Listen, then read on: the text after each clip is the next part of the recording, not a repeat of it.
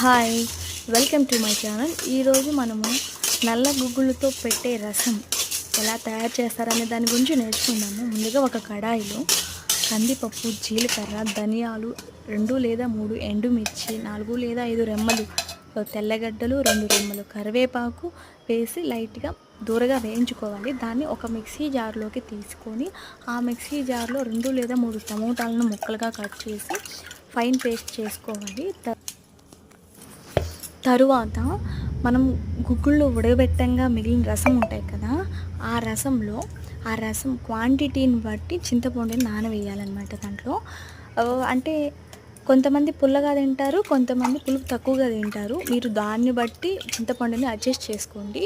తర్వాత మనం పేస్ట్ చేసాం కదా, ఆ పేస్ట్ని ఆ గుగ్గుల రసంలో వేసి మిక్స్ చేసేయాలి. తరువాత ఒక కడాయిలో నూనె తీసుకొని ఒక కడాయిలో ఆయిల్ తీసుకొని అందులో జీలకర్ర, ఆవాలు, కరివేపాకు వేసి ఈ ముందుగా ప్రిపేర్ చేసి పెట్టుకున్న రసాన్ని పోసేయాలి. అందులో సాల్ట్ అండ్ కొంచెం చిటికెడు పసుపుని, సాల్ట్ అడ్జస్ట్ చేసుకొని మీ టేస్ట్ని బట్టి లైట్గా నొరగ రానిచ్చేసి మీడియం ఫ్లేమ్ మీద కొంచెం సేపు ఉడకనిచ్చేసి దించేయడమే.